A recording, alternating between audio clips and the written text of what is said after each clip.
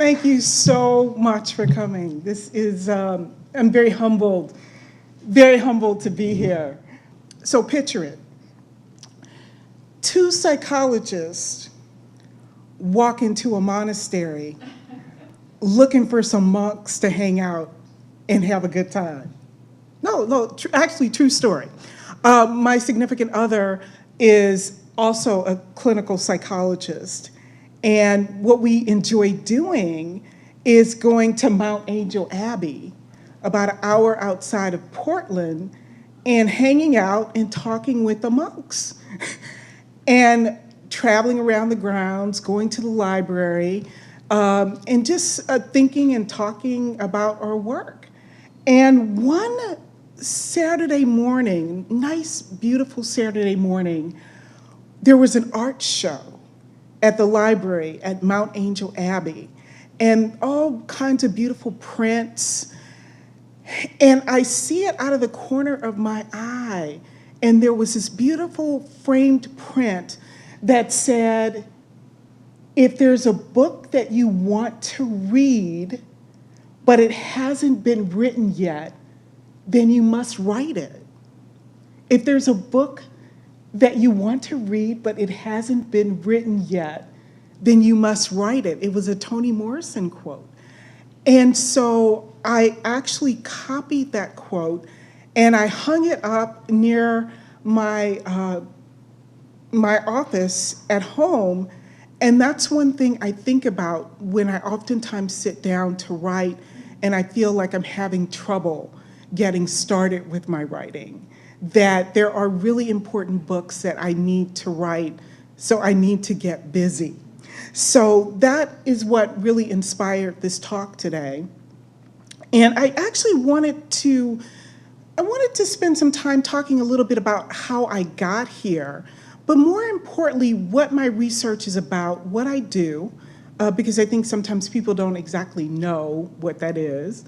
I want to talk about how I do the work and how you manage to produce 50 publications and more than 2,000 citations in the literature, and most importantly, why I do the work. So that's what I'm hoping to talk about. So first, a little bit about how I got here, meaning to UWT. So I'm originally from St. Louis, the show me state.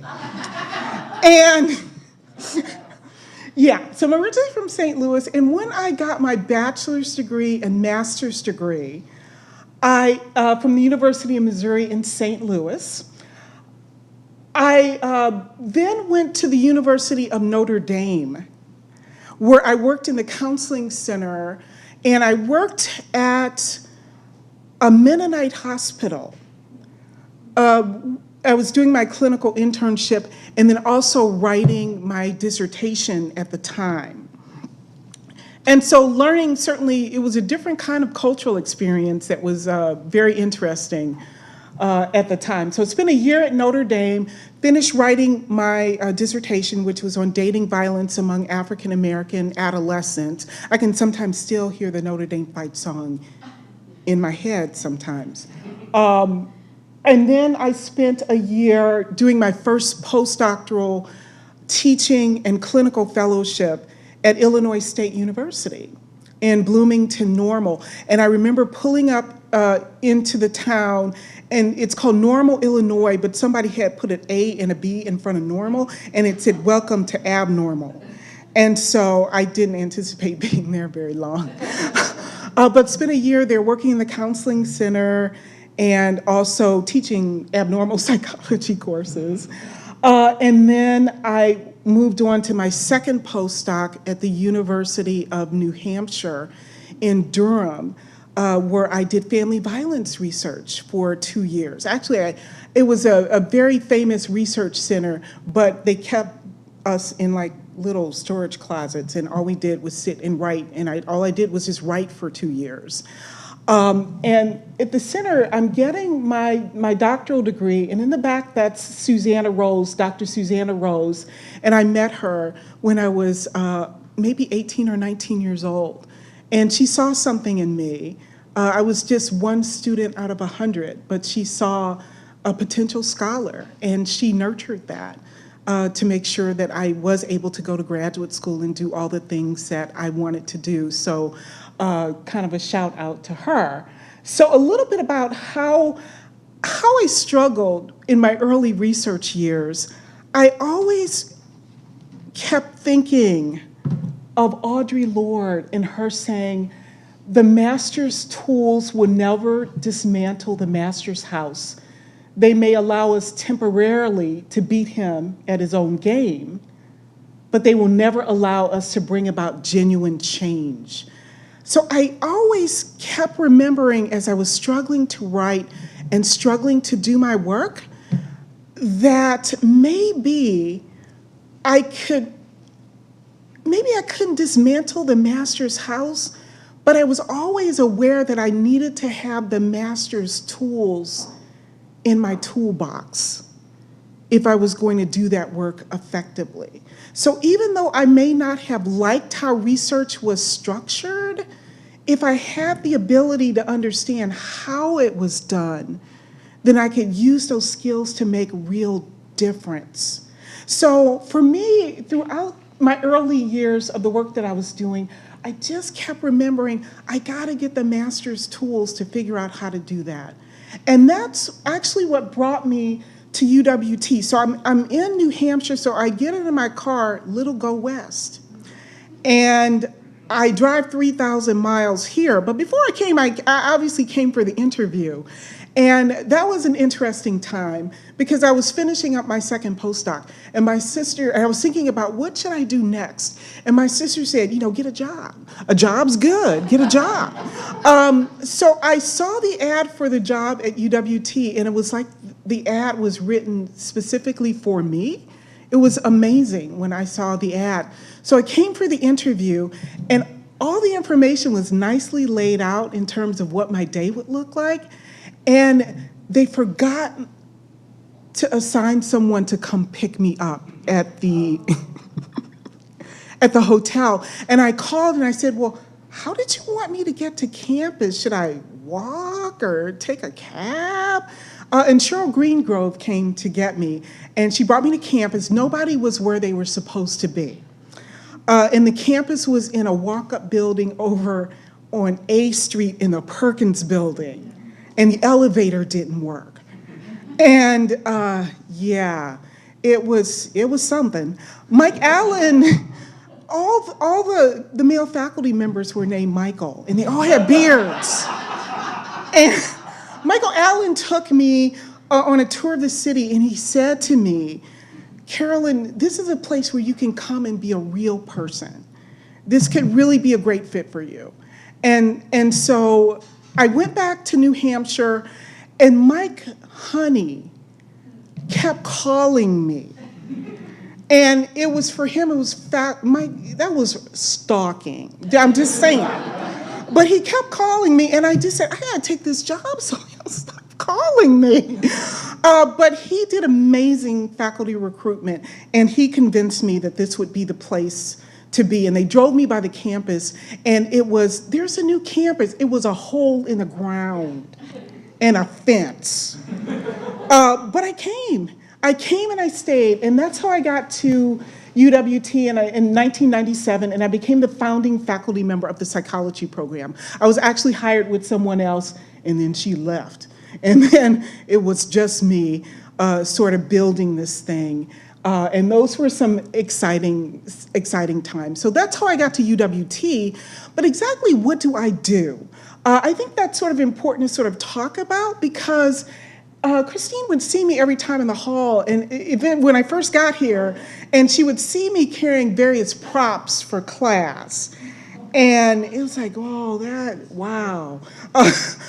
So I think people sort of see me as a person who carries around these unusual props for class, but they don't really think about what it is that I do when I'm not with the inflatable farm animals or when I'm with Miss Cleo there.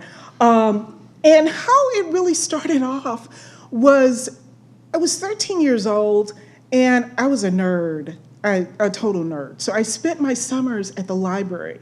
and it was Cavaney Branch Library. And I was little, so I'd walk in and the doors would be massive, these massive old oak doors. And I would walk in, and the library was a special place where I could lose myself and find myself at the same time. And so I spent my time there. I picked up an encyclopedia, and I saw an entry for psychologists, and I just knew that's what I was going to do when I grew up. But I thought psychologists meant clinical work and like helping people in that type of way as in terms of therapy. Then I got my first adult library card. And the first book that I checked out of the library was a book called Scream Quietly or the Neighbors Will Hear. And it was one of the first academic books on domestic violence, where they had done a national survey using the conflict tactics scale. And Murray Strauss had done this survey. And if you fast forward 20 years later, I was sitting in Murray's lab as his research fellow. And so it's really ironic that that's where I ended up. And me and Murray argued all the time. And I would say to him, well, I just disagree with and he'd say, with what? Everything you just said. And that was, learning. He taught me to develop those tools to be able to effectively fight with him. And so that was the first book that I read on domestic violence. And so my research really focuses in pretty much 3 areas. So mostly I do work on intimate partner violence. And because I was so fascinated by that early work, I started to think about how can I build databases or pull together the research in a way that other researchers can use it. So I've worked actually to build some of the largest databases on intimate partner violence, particularly with families of color. And also I've worked some with same-sex couples. So I've been particularly interested in those populations as well. So I'm really about pulling the research together in a way that people can use, other researchers can use. I'm also really fascinated with writing for service providers. And before I got tenure, well, this was one of the books that helped me get tenure, was Violence in the Lives of Black Women, Battered, Black, and Blue. And that was published in 2002. And it ended up winning the Carolyn Payton Award, Early Career Award from the American Psychological Association. And the back of the book, about breaking silence, written from a Black feminist perspective by therapists, researchers, activists, and survivors. So I was really wanting to bring together the voices of lots of different people. In this book, sheds light on an understudied field. For too long, Black women have suffered the effects of violence in painful silence. This book, winner Carolyn Payton Early Career Award from the American Psychological Association, Division 35. Carolyn Payton was one of the first women and African Americans who worked with the Peace Corps. She was one of the directors of the Peace Corps, and she talked about psychology will not survive if it does not deal with social justice issues. So this award was in her name, and it continues to our understanding of the role of gender in the lives of Black women, provides a forum for personal testimony and academic research, meet to show you how living at the intersection of multiple forms of oppression shapes the lives of Black women, case studies, in-depth discussions, resistance, helpful suggestions for treatment. So I wanted to be able to talk about community violence, child sexual abuse, sexual harassment, sexual assault, all the forms of violence that impact African American women, rather just than focusing specifically on intimate partner violence. So I've always seen myself as very much of an interdisciplinary scholar.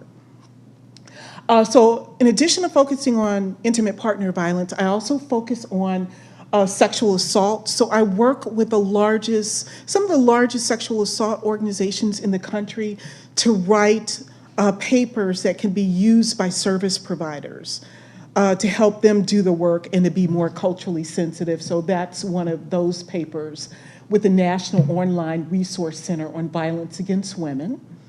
More recently, throughout my work, I've always done work on sexualized media and sexualization in the media. So I've been very active with doing that work, looking at how violence gets promoted through media images.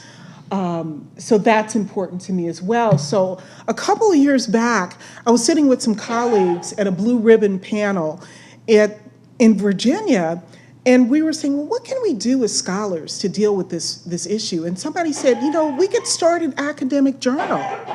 And I looked at my colleagues and I said, they said, have you ever started a journal? It's like, well, no, but how hard could it be? It turned out real hard. But it took us about 3 years. But we actually started an open access journal with Sage Publications. We got some funding, and we're looking at additional funding. And we started an academic open access journal where anybody can get access to this without a paid subscription. And so the work can be read very broadly. And it's an interdisciplinary journal, and we have published our inaugural edition, and it seems to be doing very well. And so I'm looking forward in the next year or so to continue to be able to promote that work and to publish some of my new work. I'm starting to look at pornography, which has been super traumatic. And so I'll probably be giving that talk in the spring to traumatize the rest of the campus around the work that I've been doing there. But probably more important, so that's a little bit about what I do.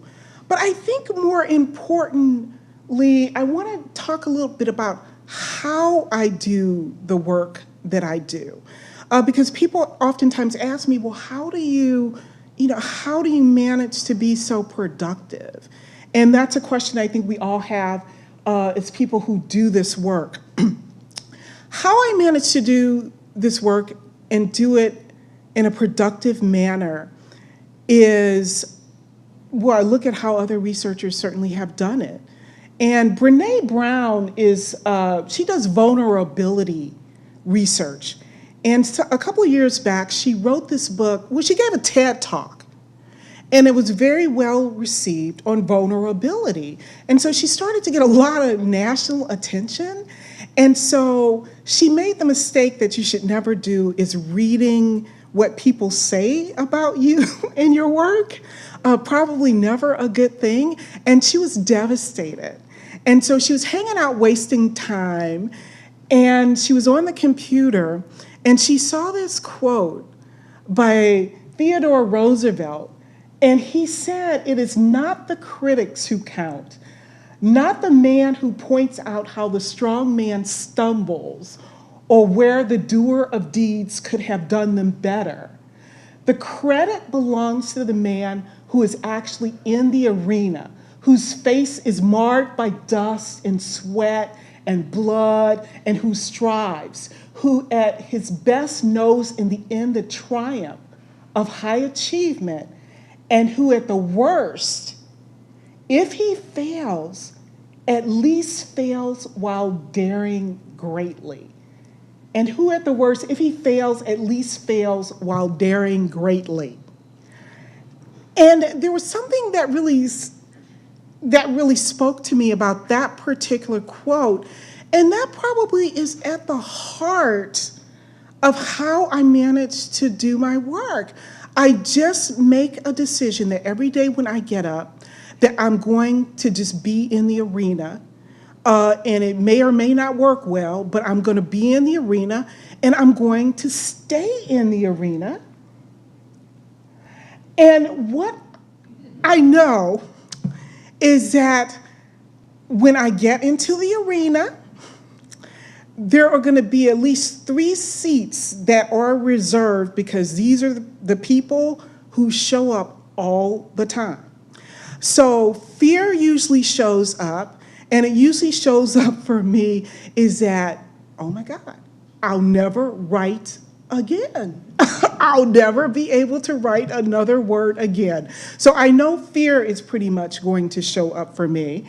Probably shame usually is somewhere lurking around in the background as well. It's like, who do you think you are that you can really talk about these issues and really have anything significant and meaningful to say? So usually shame in some capacity shows up.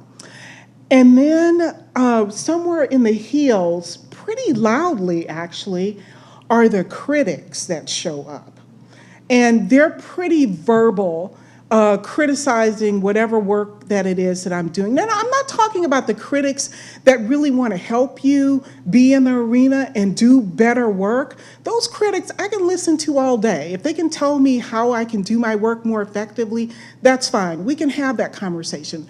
I mean the critics who show up and who say things like, you're going to hell. A couple of years back, I did some work with the American Psychological Association on mental health and abortion, and we just reviewed the research on the topic, and it was such a difficult committee. When we would meet, they would not even put up the name of the committee because abortion was in the title. But it became public that I was sitting on this committee, and I would have to stop opening my mail because people would send to me just really some very disturbing stuff. So I would make Keith in the copy center open it if we had no return address. And I'm thinking, well, if it's something, he can handle it. So not those critics. And not the critics say, well, maybe I'm going to hell, but not for this. I just wrote a paper. It could be a long list of other things, but not for this. And not the critics who are just really nasty for no particular reason. Not those critics, or usually the critic for me is a person who shows up as a professor in graduate school who told me, she said, Carolyn, you have such a bad attitude, you will never make it as a university professor. And so, a bad attitude, it's like, where you get that from? So, I embrace my bad attitude, and I accept that part of myself, and I get my mug that says, I love my attitude problem. And so after she did tell me I had a bad attitude problem, that's when I got the mug. So when I graduated, I was so happy to leave, and they were so happy for me to leave. And so I fill it up with my favorite beverage, and I sit down and I invite all of these critics and shame and fear into the room with me, into the arena, and I have a VIP section for them. And because I know that they're showing up, and I invite them into the arena, and I just let them chatter away, and then I say, okay, if you're not going to be helpful, shut the hell up. And then I realized those are only 3 seats in the arena. That arena has a lot more seats. So that way I invite everybody else who can be helpful to me. I invite my grandmother. I miss her so much. I miss her every day. And she was a sharecropper. And when I was in graduate school and I had a particularly difficult course that I was taking, and she'd listen and nod and say, yeah, when I was your age, I was picking cotton. And I was like, well, maybe things aren't so bad. And so I think about that, and I'm so humbled as I stand here today to think I'm at one of the finest institutions in the country, the granddaughter of a sharecropper. And that's genuinely amazing to me. So I invite her, and I invite her wisdom to be with me in the arena. I invite historical figures like Ida B. Wells, who's called the Princess of the Press, and she used her writing to promote the anti-lynching movement in this country, and she always said the way to right wrongs is to turn the light of truth upon them. And so I imagine the work that she was doing at the time and how difficult that must have been. They ran her out of town. They burned her newspaper offices down and told her not to come back. but she managed to continue writing. I recently found out my paternal grandmother was a teacher in St. Louis, and what it must have been, the challenges she faced, but the whole lifting as you climb and building and teaching the next generation, and just realizing that I'm part of a sisterhood of the Academy, of a long history of African American women who've made differences in the Academy. So I'm not really alone. So I invite all these people into the arena with me. Then I invite people who are really close to me, my significant other, who, when I'm tired of writing, was like, okay, let's go hang out with the monks. Or let's go hang out and hike around some waterfalls. And then whatever you're working on, the questions and the answers will come to you as we hike around in nature. I invite my mother to come be with me. Usually she's in the other room. And she's a team player. She's a team player. And so anybody who will dress up with you as your favorite character from Gunsmoke, then they've got to be a team player. So there's always a lot to laugh. I invite my friends like Carolyn and other former students. This was actually at a conference. I took her to her first academic conference, and it was in the LA area. So we rented a red convertible and went to Disneyland. And she's a team player too. And I invite all my colleagues to hang out with me. This is one of the last grad, maybe 2003, at the commencement ceremony, and realize that all of my colleagues are in this arena doing this work as well. So I'm never alone, so I can always call them to kind of help me out as well. I invite, mostly important too, when I'm doing my work, I invite survivors of domestic violence and sexual assault and ask them, how can I tell a story that makes sense? How can I use my work to help them in their surviving and their healing? Particularly, I invite the ones into the arena of women who I've gone to their funerals because they've been murdered as a result of domestic violence. And that is really powerful and speaks to me in a very different way, and that keeps me motivated doing this work. So staying in the arena is a way I do the work in a productive way. How I do the work is by teaching and trying really hard to teach effectively. And I realized that being here for 20 years and then the work that I did during my graduate program, I've been in a classroom for 30 years. That's, wow. Yeah, I don't know, I have to kind of wrap my mind around that one. But teaching effectively and striving to teach effectively, and when you're in the academic playpen with students and they're challenging you and asking you questions, that helps me to be a better researcher. And the only reason I'm here today giving this talk is because a student nominated me for this award. It wasn't anything that I would think to self-nominate myself for, but it was something that a student felt that my work had been meaningful and nominated me. So teaching, I discovered my passion for teaching pretty early. When I got into graduate school, my major professor, Susanna, I started helping her with her female sexuality classes. And then when I got my master's degree, I took over and started teaching those classes. And I always say, I never chose teaching, teaching chose me. And so I just gave up fighting it. And so being a good teacher, or at least striving to be a half-decent teacher, I think that is what keeps me being a productive scholar.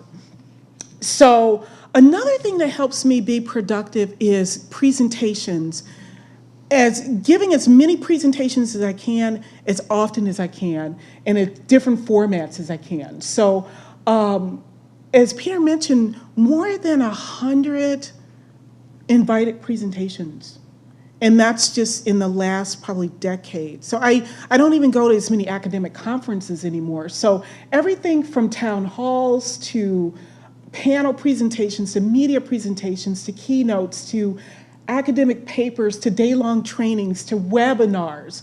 And some of the highlights here, probably last year going to Disney World to a porn conference, to talk to members of the faith community about what my research has been. And I remember telling my mother when I got invited, she said, "No, Carolyn, that's just not right. Yeah, that's just wrong." But it was interesting, but I'm willing to go to talk to any audience that will have me. Sometimes publications lead to future presentations. I got a call from the Urban League, and every year they publish the State of Black America, and they asked me to do a article for that particular, and it was about the families, Black families that year was a theme. So I was able then to take that publication, then go on to their national conference in Pittsburgh and participate in a number of town hall meetings. And that was a very exciting time because my book had just come out as well. And so getting to be on that stage at a major town hall meeting and talk about the research on why Black feminism can be a good thing for Black families was an exciting time. Also, it gave me an opportunity to talk about the research and give my first big national conference. This was at the National Press Club in Washington, D.C. So being invited to talk about the state of Black America at the Press Club was an exciting time. Also, APA invited me to come do congressional briefings on Capitol Hill and to start really talking to Congress people and legislators about why we need to fully fund the Violence Against Women Act. So I'm hoping to continue that research with the National Domestic Violence Hotline. Became a researcher now, a consultant for them. So I'm hoping to get back to Capitol Hill and continue to do that research. I've been doing more webinars recently as well. So I've been doing one for the Ohio Alliance to End Sexual Violence, did another webinar for the National Sexual Violence Resource Center. So it gives me a chance. So one, I don't have to travel as much, but I can reach different populations in different ways and provide training material for them. So that has been exciting work to do. And this is my mentor, Dr. Beverly Green. And again, she met me, well, I met her when I was a very young scholar and in graduate school, and she really encouraged me to never give up, particularly with my writing. And we just did a webinar that they call them lunch counter conversations, and talk about various forms of social justice and do that in a webinar format. So I'm excited to do more of that. I'm really passionate about working with domestic violence and sexual assault coalitions. So I've worked with Maryland, North Carolina, California, Michigan, Wisconsin, Oregon. I just became, well, I'm one of the researchers. We've done a national study where we're working with all these domestic violence and sexual assault coalitions to figure out how we can help them do more culturally sensitive work around domestic violence, and we got a $500,000 grant to continue that work. So that work is ongoing, and I'll continue that work after the grant ends. So one thing working with the coalition, they invited me for a week. We got on a bus, or well, more a van, and we traveled around the state of Ohio to 4 different cities, and we did training all over the state. So that was a nice way to do that work. I'm very excited about working with colleges and universities, every place from University of South Carolina, Eastern Washington, Union College in Schenectady, Columbia Law School, spent some time at Howard University School of Divinity, Wellesley. The University of Kentucky was a very interesting keynote for me.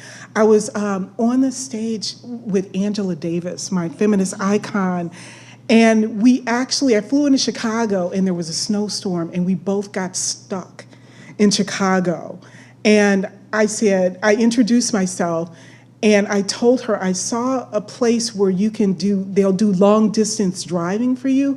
So we got into a cab and we drove from Chicago O'Hare to Lexington, Kentucky through a snowstorm to make it to this keynote on time. And my luggage finally arrived for the big gala, so then I had my ball gown, so I was happy. But so being able to spend time with her was amazing. So sometimes it works out well. Harvard University, getting to go there and do a Take Back the Night event for the students. So Harvard was an exciting keynote. I've been working also with colleges and universities around the country to do more on sexual violence.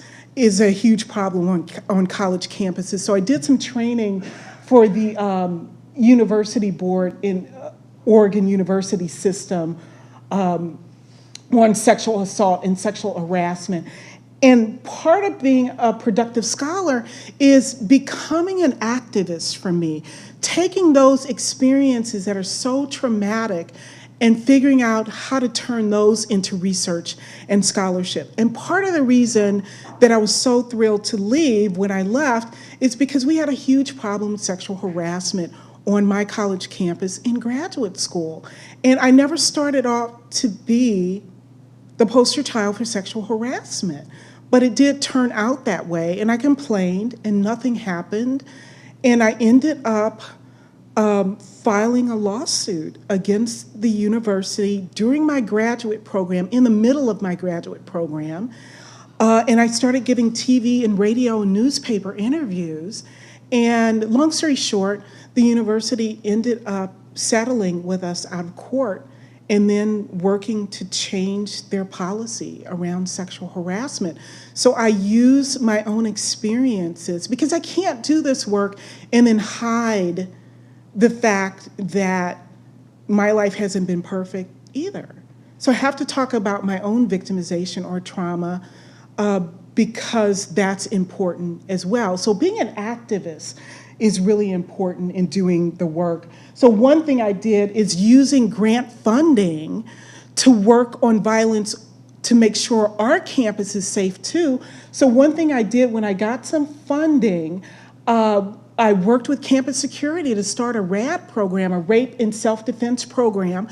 So I bought the equipment, and the campus security, they do this training on campus, and we've trained more than 100 people so far, students, faculty, staff, community members, and we go through self-defense, and then the security dresses up in these outfits, and then we defend ourselves against the attack. That's me kicking Carson in the kidney. And he's forgiven me now. So I really want to work to expand that program in the near future. So activism means for me doing that. Activism also means working with domestic violence agencies. So everything from missing to exploited children, to perpetrator organizations, to the Office of Victim of Advocacy. So I work a lot with violence agencies. I've been working more with the military around sexual assault as well. So I want to continue to do that work. So I've been working with JBLM, and I gave a keynote for them. And this is General Lanza, so got to meet him. And apparently it worked out well, because they invited me to do some training in Hawaii at the base there, so for their opening of their sexual assault center. And I got out just before a hurricane came, so it wasn't the most fun trip in terms of being able to have a great deal of time to hang out, but it was great to work with the military. I've been working with community organizations, and it's nice to see community people here as well. So the city of Tacoma, working with them to do their keynote for their domestic violence conference recently. Been doing a lot around sexual trafficking and human trafficking in Tacoma and Pierce County. And so was able to go Olympia, Federal Way, Bellevue, just all over the place during these community forums on sexual harassment, assault, trafficking, pornified media. So I'm really excited about that. So Another way I continue to do the work is through television, radio, newspaper, any kind of media format that I can do. This was at a conference for the Urban League, so got to be on a TV show with Della Reese. I was on a panel with Bill Cosby. Well, you know, sometimes it doesn't end well, but radio shows, I do a lot with NPR, so hoping to do more radio, hang out with Al Sharpton, his radio shows. Been doing more media with magazine interviews, so been working with Essence and Ebony magazine around the sexualized media and giving interviews for them, newspaper, so I'm willing to talk to anybody who calls me. Well, generally, I have to see what their agenda is before I speak to them, because sometimes the agenda is not what I intend. But so more media, traveling, was talking with Peter earlier. Traveling is important for me. One thing when I was going through my situation at the university during graduate school, I refused to pay my tuition, and I took the money, and I went to, I just went. It was 1990, the Berlin Wall had come down, so it was a party. And so I spent the tuition there, and I just spent it dancing at the Berlin Wall. Or went to a study abroad tour, 7 concentration camps. 7 concentration camps in a month, that's too many. But that was my way of celebrating getting my PhD, learning about trauma. But it was the 50th anniversary of the liberation of the camps. And hiking, I do lots of hiking, so camping and hiking, so I've hiked canyons all over the Southwest. And so that is a way for me to sort of clear my head and continue to do this work. And so in terms of speaking, even international audiences, I'm hoping to do much more of that. So was invited to Oslo, Norway. And although I didn't speak the language, I learned that domestic violence, it doesn't matter if you speak the language, it's pretty much the same experience. So finally, why I do the work that I do. I think that's probably the heart of all this, and which helps me to continue to be productive, is that some years back, I decided I would just develop a mission statement for myself to keep myself focused. And when I sit down to work, and to do the work, it helps me remember why I do what I do. And I decided that part of my mission would be that I would create inspirational material to empower domestic violence, sexual assault survivors during their healing journey. I'd be delivering keynote addresses, conducting workshops, and customizing innovative training material to educate and equip professionals with the skills to provide culturally sensitive services. If I had to just nail down what I do and why I do it really simply, that would be my mission. So that's why I do what I do. And I do what I do because I just have a vision. I have a vision that we can create a world that's free and safe. And I have a vision to educate, empower, and inspire a multicultural alliance of survivors and professionals to prevent all forms of violence and help survivors heal themselves. That's basically, in a nutshell, why I do what I do, because I envision a world where things can just be better than what we have now. I do what I do because it helps other people do their work. I wrote an article just on sexualization. I wrote an article called Still on the Auction Block, the sexploitation of Black adolescent girls in rap music and hip hop culture. And one of the reviewers where the article appeared said that the article was a true wake-up call. And so I do what I do because it inspires other people to know that they can then do that work and ask those questions as well. I do what I do because I really want to help survivors. After the book Violence in the Lives of Black Women came out, a survivor just wrote to me and just talked about how this book had really how it had helped inspire her with her own traumatic experience, and how she believed that the work would inspire other people for many years to come. And so knowing that you can spend hours just laboring on something, years labeling, just working on a project, and that you don't think about it very much anymore, but it still impacts other people. So I do the work for survivors. I do the work for parents of survivors. I was at Westchester University, and I was working with a woman, Asia Adams. Her mother was there, and she was brutally murdered by her boyfriend, and how the work had inspired her. So that helped. So I do the work because I know that it helps other people. I do the work because I just have a personal philosophy about my life. A colleague once said to me, none of us really do research. Nobody does research. We do me-search. We're all doing this work because we want to figure out who we are. And so I think for me, the research is just about my own healing and recovery, and through that, I help other people. So it's really not research, it's me-search. I do the work because I choose to live a life that's fearless.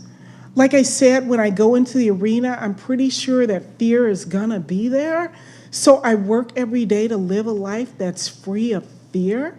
So when I won the Distinguished Teaching Award, I did an interview, and the writer just kind of mentioned, well, Dr. West, when she's not teaching or researching, she likes to do things that scare her. So last year she learned how to skydive, and that actually inspired some of her. So a bunch of my students now have hurled themselves out of planes. Now, I don't necessarily recommend that, but it does give you clarity, because when you're falling to the earth at 13,000 feet, you realize that, am I doing what I want to be doing? Because if I'm not, life is going to be over in 5 minutes. So I better be. And so I do the work because I realize that living in a way that's fearless gives other people a chance to let go of their fears. And when I do that, I realize that when I dare to be powerful, to use my strength in the service of my vision, then it becomes less important whether I'm afraid. Because the work is really not about me. I don't have to be afraid because I'm doing it in service to other people. So I just want to conclude with just saying that each of you have just been so instrumental in helping me do the work that I do. So hopefully you can find a little gift in this talk and something for yourself, to realize that, like I said, just 2 psychologists walk into a monastery looking for a good time, and you can learn a lesson. And the lesson I learned that day is that if there's a book that you want to read, but it hasn't been written yet, then you must write it. Thank you.